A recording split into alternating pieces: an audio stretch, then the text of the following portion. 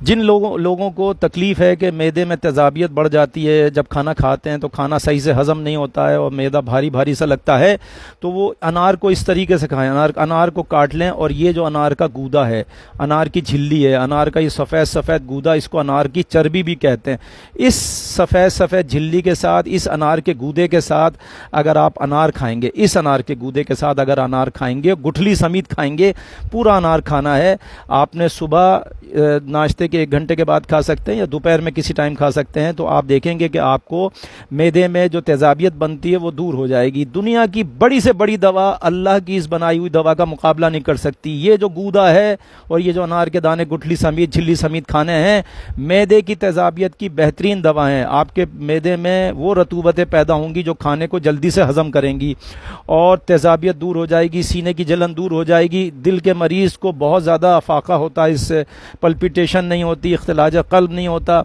اور اس کے علاوہ میں آپ کو ایک اور بات بتاؤں، اگر انار کو اس طریقے سے کھایا جائے تو پرانی سے پرانی کھانسی دور ہو جاتی ہے۔ انار شیریں ہونا چاہیے، میٹھا انار ہونا چاہیے۔ جن کی آواز بیٹھ جاتی ہے وہ اگر انار اس طریقے سے کھائیں گے، بیٹھی ہوئی آواز ٹھیک ہو جاتی ہے۔ جو نعت پڑھتے ہیں یا منقبت پڑھتے ہیں وہ کھائیں انار اس طریقے سے، ان کی آواز بہت زیادہ اچھی ہو جائے گی۔ اگر کسی کی زبان پہ چھالے نکلتے ہیں وہ انار کو اس طریقے سے کھائیں، جھلی سمیت، گودے سمیت۔ یہ جو گودا ہے اس کو انار کی چربی بھی کہتے ہیں، ان کے زبان کے چھالے، منہ کے چھالے دور ہو جائیں گے۔ اگر کوئی سوچتا ہے کہ اس کے جلد پر دانے نکلتے ہیں، چھوٹے چھوٹے خارش پیدا ہوتی ہے، وہ انار کو اس طریقے سے کھائیں جس طریقے سے میں نے بتایا ہے، تو ان کا خون صاف ہو جائے گا اور ان کے جلد پہ سے خارش ختم ہو جائے گی۔ جو لوگ الرجی کی ٹیبلٹ کھاتے ہیں، اینٹی الرجی، وہ اگر اس طریقے سے کھائیں گے ان کی اینٹی الرجی کھانے کی ٹیبلٹ کھانے کی ضرورت پیش نہیں آئے گی۔ بہترین دوا ہے الرجی کی بھی۔ اور اگر کسی کے جسم پر زخم ہے پرانے سے پرانا، اگر وہ انار اس طریقے سے کھائیں گے تو ان کے جسم کا زخم ٹھیک ہو جائے گا۔ اس کے علاوہ ایک چیز اور بتاتا ہوں، جو لوگ انار کو دانوں کے ساتھ، بیج کے ساتھ، گٹھلی سمیت کھائیں گے اور یہ انار کا جو سفید سفید گودا ہے اس کے ساتھ کھائیں گے، اس جھلی کے ساتھ کھائیں گے، ان کے منہ سے بدبو آنا بند ہو جائے گی۔ ان کے دانت اگر بہت زیادہ پیلے ہیں تو دانت سفید ہونا شروع ہو جائیں گے۔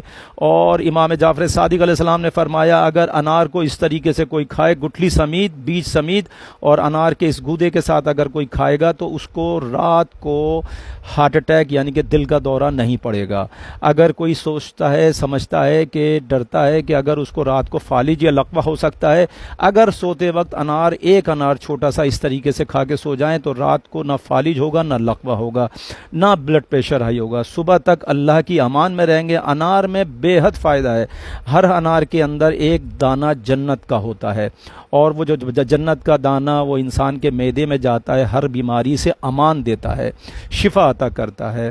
بہت سارے اس کے فائدے ہیں۔ انار کو کھائیے۔ اگر کسی کے جگر میں خرابی ہے، جگر میں گرمی ہے، تو انار جگر کی ہر قسم کی بیماری کو دور کرتا ہے۔ اگر پیلیا کے مریض، جوائنٹس کے مریض اگر انار کو کھائیں گے ان کا جوائنٹس ٹھیک ہو جائے گا۔ ہیپاٹائٹس بی، ہیپاٹائٹس سی کے مریض بھی کھائیں گے، ان کو بھی فائدہ ہوگا۔